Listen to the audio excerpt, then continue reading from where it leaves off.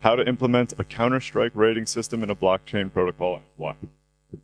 All right, so thank you very much for coming. That's what I'm gonna talk about. And this I would say lecture is not gonna be so much about the specifics of the Counter-Strike rating system, but first we're gonna talk about why do we even need rating system in a blockchain protocol, because the egalitarian approach is very popular.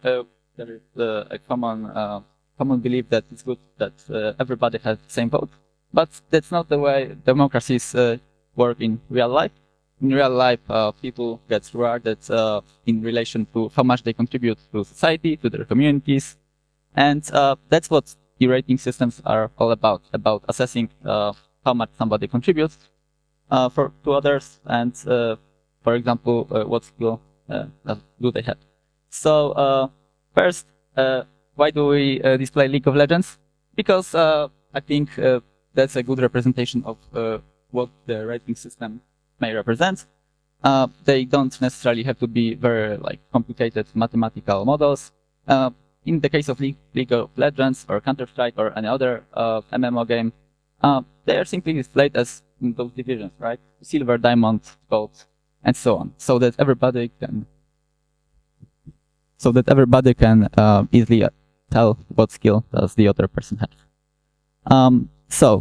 Like I said, the rating systems are all about assessing user skills and reputation reliably. And it turns out that in the context of video games, there were some pretty significant advancements in how those systems work, just because the business needed it.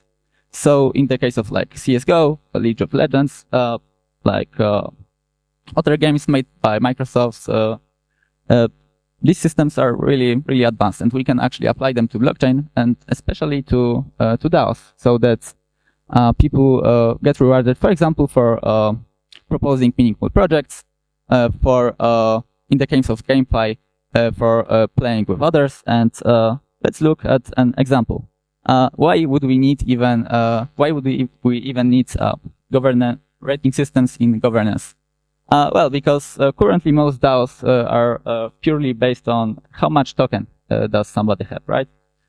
If you have 1,000 tokens, then you have 1,000 votes. And it turns out to not be a perfect approach, because that's a rather old report from Chain Analysis. We can see they studied 10 major DAOs, and it's not like they chose 10. Those are, from what I understand, the top 10 DAOs at the time. So that's so it's not like their job. And in there you can see that 90% of all governance tokens, of all votes, were held by less than 1% of stakeholders, of users. So that's in the case of democracy or any other form of government in real life, we could say that if 1% of people vote 19% of all power, then that's not a very good system. And that's exactly the way things are in Web3 right now. So let's look at the case of Uniswap, so that we can see why that's pretty bad in practical example. In 2023, probably some of you heard of it, the Uniswap submitted a proposal. I mean, one of the stakeholders did it, and proposed that the Uniswap launches on BNB blockchain using a wormhole bridge. And one of the major stakeholders, the Andreessen Horowitz Venture Capital Fund, opposed it very much. They actually have 4% of all tokens on Uniswap, even though they said they had 1.5 of all tokens. And there was, that's pretty funny tweet, but I think it's actually very accurate. And later CZ from Binance responded to it, with serious analytical firms responded to it. And, that's pretty much the nail. And in there you can see that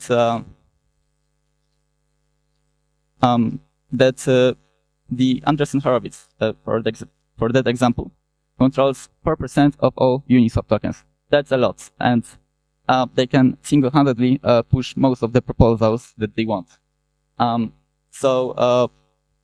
that's the case of Uniswap, which is the largest DAO, if I'm not mistaken right now.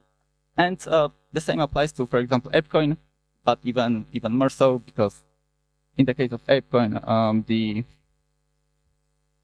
insiders control more than 50% of all tokens. So that's just decentralization is just a buzzword. And there are actually, I think, pretty smart ways to fix this so that people who are actual users of the project can have more say and can decide what direction we want to go. That's another example, but I think there's no need to go into it. How do we fix it? So one way to fix it is to actually have a semi-reputation based system, which is based on the rating system. So the way it would work is that, for example, in the case of GameFi, because I think that's that's the best field where we can apply it, we can have a multiplication factor which applies to tokens somebody has. So, for example, if the League of Legends or Counter-Strike had a token, then they could have a DAO, they could vote with that token, but actually they could implement also a rating multiplication factor that, for example, if somebody is a very good player, like 2 standard deviations above the norm, then we can, for example, multiply the number of their tokens by, let's say, 2 to the power of 2, right? Or 3 standard deviations above the norm, then 2 to the 3rd power, right? So, and obviously there would be a cap on how many tokens can be boosted this way, so that funds don't have smurfs who can boost their votes, so to speak. Okay, so now the practical example of how we can you can implement it or think about implementing it in your own DAO, in your own project. So this can be implemented in any project that has some form of experience points, that has some form of rating points. And the way it would work is first you identify that area where players can compete with each other. And it doesn't have to be like a very fierce competition, it just has to be some kind of representation of how engaged somebody is and how much more engaged that person is than other community members. Because that's the, I would say, objective way to tell if somebody should have more governance votes than others.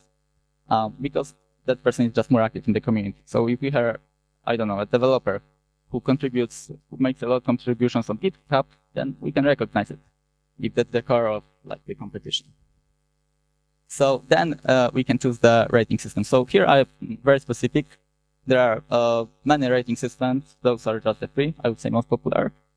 And ELO is the most basic one. So ELO is used in chess, mostly in chess today. But a lot of games, even those advanced ones, use modifications of the ELO system so that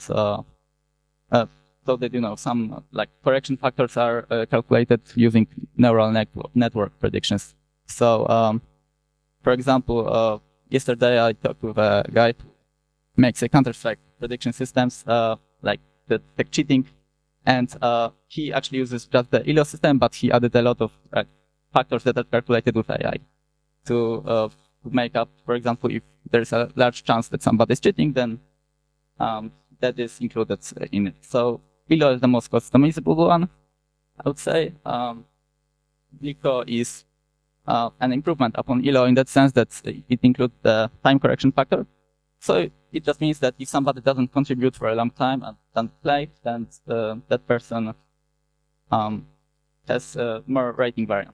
So they can lose ELO points more quickly if they play badly, or they can gain them more fast because we're not so sure about their skill. And the true skill is one that's actually proprietary system. So I'm not sure if it's a good idea to implement it because it comes with having to obtain license from Microsoft if we want to use it legally. And it's used in games such as, for example, Rocket League. I think it's Rocket League in Dota. And the the difference between TrueSkill and other systems is that TrueSkill has like neural networks and deep learning and so on built by default. So Microsoft developed these standards that how developers should implement the system so that it's actually good for games. Like for example, if we have a game with in which there are maps, then we can say that if one of the players gets worse map or worse side of the map than the other, then we can, for example, make it have less effect on his rating because he has less chance to win. So that's the second point in implementing the rating system. The second is that's the most, I would say the one of the simplest steps, even though it's somewhat it may seem somewhat mathematical on the presentation, because it just means that when we have those players and they rank their ratings, then we just say, okay, how many players are like what rating is required to be in the top 10% of players, top 20%, and so on. Mathematically, we would say how would what rating does someone need to have would be 2 standard deviations above the normal standard deviation, and so on. And that's required in every of these rating systems. And then that's like a simplified example of, what would we want to do if we want to make the most basic semi-reputation-based system. So when we have those probability distributions and deviations worked out, then we can say that some of this voting power is just tokens times the some multiplication factor, for example, like 2 to the x, and where x is the number of standard deviations above the norm in that player group, in that community, so that we can see how much somebody contributes. And obviously, this is subject to modification, a lot of modification if you want to get fancy, but that's just an example. So if we have that player Bob who has a rating of 2025, so if we go back, that's 1.5 standard deviations above the norm. So that player is pretty good. For example, in, I don't know, contributing on GitHub, or in case of GameFi, when the playing your game, or in the case of like Telegram clicking games, in just clicking the button, right? So he's better than most players. Then we can make his vote more significant because he's engaged in our platform. We want him to have a lot of governance decision. So yeah, and one thing to also mention here is that we want to have some kind of cap. Like we don't want somebody with 1% of stake in all of our tokens to be able to multiply all those tokens, just because then we would still have all those VC funds who just hire some student who plays the game for them, or just have an employee who does this. But we want to, for example, cap it to, I don't know, tokens worth like $15,000, I think would be, some an amount that we would have more or less, but it's not like we would make it 0.1% of all supply, but more like couple $1,000. And so, yeah, that's all. I'm happy to answer all your questions if you have some. I just talking with you, and feel free to join us on Twitter. I'm from Hack Company, so we make games, mini games that teach blockchain programming. So we actually use and develop some of these algorithms that I talk about. We will in a few days publish a white paper which will describe this in more detail. So if you want to have some inspiration on how to do this in practice with more detail, then feel free to follow us. Thank you. That's all.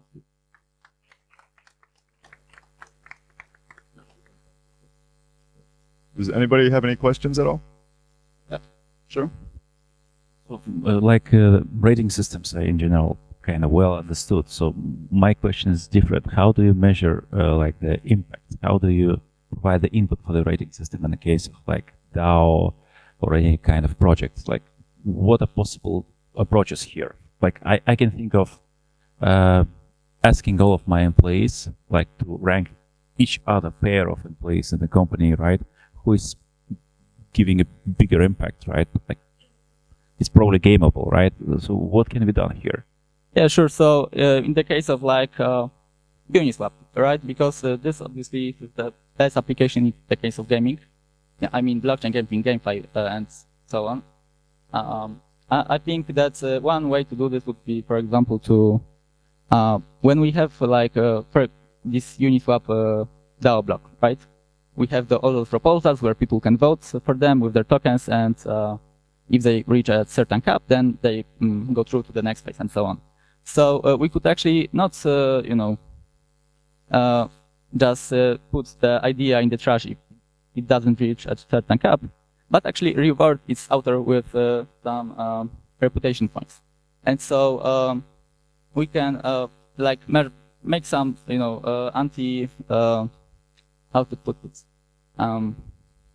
anti-scam protections, so that if we see that some wallets that are connected, and there are like pretty good open source software that can see if wallets that are connected work for something, then we can say that if somebody has any votes like that don't come from that very person, then that person should get some number of reputation points.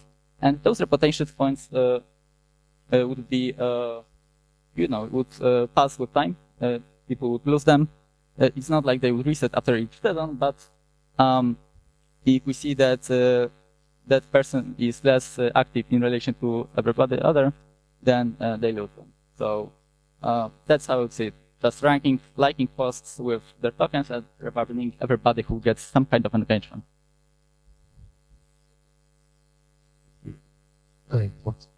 Well, I have a question. Like when you say like rating, this motivation, all these things, I was wondering if the rating works similar like I can trust algorithm. You know what I mean?